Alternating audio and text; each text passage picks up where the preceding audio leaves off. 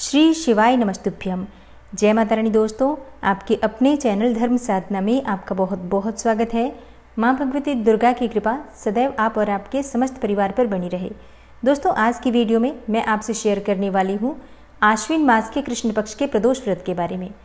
प्रदोष व्रत के दिन भगवान शिव की पूजा आराधना की जाती है, माता पार्वती की पूजा आराधना की जाती है।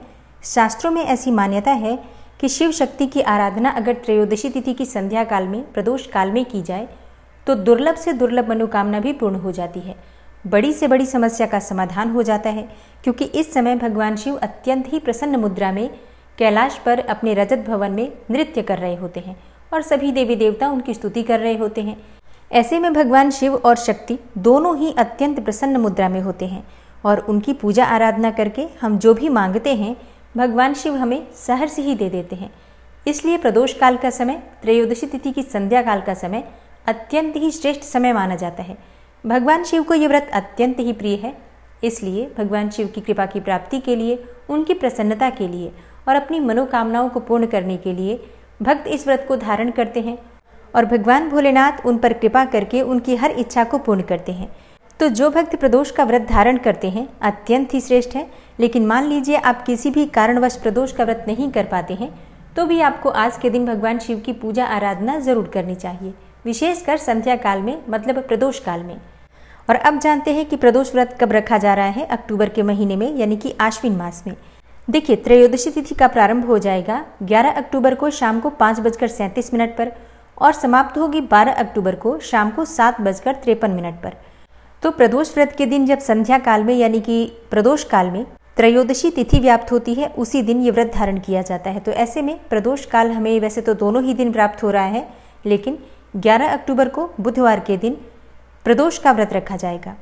तो जो भक्त प्रदोष का व्रत धारण करना चाहते हैं 11 अक्टूबर को सुबह उठकर स्नान इत्यादि करके और साफ स्वच्छ वस्त्र धारण करके भगवान सूर्यदेव को जल अर्पित करें। फिर इसके बाद अपने घर के मंदिर में शुद्ध घी का दीपक जलाकर और भगवान शिव के सामने अपने हाथ में जल और पुष्प लेकर संकल्प लें कि आज आप प्रदोष का व्रत धारण कर रहे हैं। अगर आपकी कोई मनोकामना हो जिसके निमित्त आप ये व्रत धारण कर रहे हैं तो अपनी मनोकामना भगवान शिव से कहिए और उनसे प्रार्थना कीजिए कि आपकी मनोकामना को पूर्ण करें। व्रत में, पूजा पाठ में जाने अनजाने किसी भी प्रकार की भूल चूक हो जाए तो इसके लिए क्षमा प्रार्थना कर लीजिए। संकल्प लेने के बाद आपके व्रत की शुरुआत हो जाती है। इसके बाद विधि विधान से आप भगवान शिव की पूजा आराधना कर सकते हैं। आज शिव और शक्ति की पूजा आराधना की जाती है, मतलब पूरे शिव परिवार की आज आप पूजा करेंगे। भगवान भोलेनाथ, गणेश जी, कार्तिकेय भगवान, नंदी देवता, सबके साथ भगवान शिव की जब पूजा की जाती है तभी भगवान शिव उसे स्वीकार करते हैं। तो विधि विधान से भगवान शिव का जलाभिषेक कीजिए। आप चाहें तो पंचामृत से अभिषेक कर सकते हैं या फिर जो भी सामग्री आपके पास उपलब्ध हो, शुद्ध जल या फिर कच्चा दूध, जो भी आपके पास हो, उसी से भगवान शिव का अभिषेक करके और भांग, धतूरा, बिल्वपत्र, अक्षत, पुष्प, चंदन इत्यादि जो भी सामग्री आपके पास है यथासंभव यथाशक्ति भगवान शिव की पूजा आराधना कीजिए। इसके बाद आरती कर लीजिए। और हाँ, पूजा करते समय मंत्रों का जप करते रहिए। आप चाहें तो पंचाक्षर मंत्र का जप कर सकते हैं या फिर महामृत्युंजय मंत्र का जप कर सकते हैं।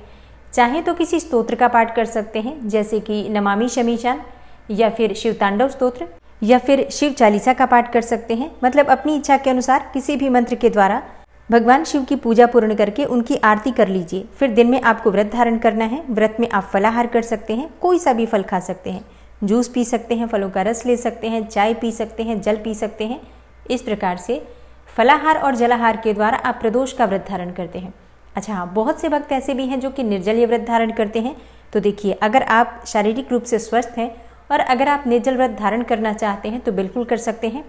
लेकिन अगर आप नहीं कर पाते हैं निर्जल, तो ऐसे में आप फलाहार और जलाहार के द्वारा इस व्रत को धारण कर सकते हैं। शाम के समय विधि विधान से भगवान शिव की पूजा की जाती है। तो आप चाहें तो किसी मंदिर में जाकर, जैसे कि घर के आसपास कोई भी शिवालय हो, तो वहाँ जाकर पूजा कर सकते हैं। शास्त्रों में ऐसा कहा गया है कि भगवान शिव की पूजा का उतना फल हमें घर में नहीं मिलता जितना कि मंदिर जाकर करने से मिलता है। तो अगर आप अधिक फल पाना चाहते हैं, कोई विशेष मनोकामना है आपकी और आपके घर के आसपास मंदिर है, तो मंदिर में जाकर पूजा आराधना करना चाहिए। नहीं जा पाते हैं तो घर में भी पूजा कर सकते हैं। और हाँ, आज जलाभिषेक का बहुत महत्व होता है। तो प्रयास कीजिए कि घर में अगर शिवलिंग है तो उसका अभिषेक करें, नहीं तो एक मिट्टी का शिवलिंग बना लीजिए, उनकी पूजा आराधना करके फिर विसर्जन कर सकते हैं। अगर बिल्कुल भी शिवलिंग बनाना संभव ना हो, घर में शिवलिंग भी ना हो और बाहर भी नहीं जा सकते हैं, तो शिव परिवार की कोई फोटो है आपके पास तो उसकी भी पूजा कर सकते हैं। विधि विधान से शाम के समय विशेष रूप से पूजा करनी चाहिए। प्रयास कीजिए सभी सामग्री जो भगवान शिव को प्रिय है एकत्र करके और भगवान शिव को अर्पित करें। और पूजा आराधना करने के बाद भगवान को भोग लगाना चाहिए। भोग किस चीज़ का लगाएंगे? देखिए, भोग आप चाहें तो खीर का लगा सकते हैं। दूध और चावल की खीर बनाकर भगवान शिव को अर्पित कर सकते हैं। ऐसा कहा जाता है कि अगर भगवान शिव को प्रदोष व्रत के दिन खीर का भोग लगाया जाए, चावल की खीर का भोग लगाया जाए या फिर मखाने की खीर का भोग लगाते हैं तो इससे जीवन की हर समस्या का समाधान हो जाता है। आपके जीवन में सुख, समृद्धि, संपदा सब चीज प्राप्त हो जाता है भगवान शिव की कृपा से। तो अगर संभव हो तो खीर बना सकते हैं, नहीं तो सफ़ेद मिठाई, दूध से बनी हुई मिठाइयों का भोग लगा सकते हैं, फलों का भोग लगा सकते हैं। अगर ये सभी चीज़ें ना हो तो मिश्री, बतासा, गुड़, शक्कर जो भी आपके पास हो अपनी शक्ति सामर्थ्य के अनुसार भगवान शिव को अर्पित करके और उनसे क्षमा प्रार्थना करते हुए आप अपनी पूजा को पूर्ण कीजिए। और हाँ, सुबह और शाम दोनों समय भगवान शिव की कृपा की प्राप्ति के लिए प्रदोष व्रत की कथा का पाठ भी जरूर करना चाहिए। शाम को प्रदोष काल की पूजा सच्चे मन से, पूरे श्रद्धा भाव से अगर की जाए तो हर प्रकार की कामना पूर्ण हो जाती है। अगर आप व्रत नहीं भी करते हैं तो भी दिन में सात्विक भोजन लीजिए, बिल्कुल बिना लहसुन प्याज का भोजन लीजिए और शाम के समय स्नान करके और घर के आसपास कोई मंदिर हो तो मंदिर में जाकर, नहीं तो अपने घर में भी भगवान शिव की विधि विधान से पूजा कीजिए, उनसे प्रार्थना कीजिए। बिना व्रत किए भी भगवान शिव की कृपा आपको प्राप्त हो जाती है। बस प्रदोष काल की पूजा सच्चे मन से कीजिए। और फिर हाँ, जो अगर आप व्रत धारण कर रहे हैं तो शाम की पूजा के बाद आप चाहें तो मीठा भोजन करके अपना व्रत खोल सकते हैं।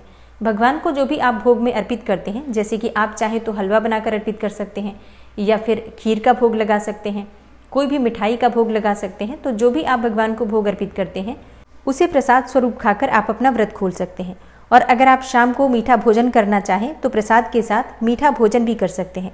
बहुत से भक्त हैं जो कि अगले दिन ये व्रत खोलते हैं, मतलब सुबह उठकर स्नान करके और फिर भगवान शिव की पूजा आराधना करके उसके बाद से अपना व्रत खोलते हैं। तो जिस प्रकार से आपने इस व्रत को शुरू किया है उसी प्रकार से आपको हर बार ये व्रत करना है। और अब जानते हैं कि प्रदोष व्रत के दिन प्रदोषकालीन पूजा का शुभ मुहूर्त क्या है। देखिए, प्रदोष काल की पूजा संध्या काल में की जाती है। शाम को सूर्यास्त होने से 1 घंटे पहले और 1.5 घंटे बाद तक का जो समय होता है, मतलब कुल 2.5 घंटे का समय, इसे प्रदोष काल कहा जाता है। तो जैसे कि इस बार त्रयोदशी तिथि प्रारंभ हो रही है 5:37 पर, तो 5:37 के बाद मतलब 5:40 से रात्रि 8:30 तक आप प्रदोषकालीन पूजा कर सकते हैं। इस बार प्रदोष का व्रत बुधवार के दिन है। तो जिस प्रकार से आप भगवान शिव की विधि विधान से पूजा कर रहे हैं, भगवान गणपति की आराधना भी सच्चे मन से कीजिए। कहा जाता है कि जिस दिन प्रदोष का व्रत आता है उस दिन के जो स्वामी देवता होते हैं उनकी पूजा अगर विधि विधान से ना की जाए तो आपकी पूजा का, प्रदोष काल की पूजा का संपूर्ण फल नहीं मिलता। इसलिए भगवान गणपति की भी विधि विधान से पूजा आराधना करके उनसे आशीर्वाद लीजिए। तो दोस्तों, ये है आज की वीडियो। उम्मीद करती हूँ आपके लिए उपयोगी होगी।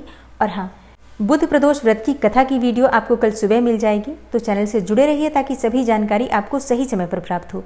मिलती हूँ मैं आपसे अगली वीडियो में। तब तक के लिए नमस्कार।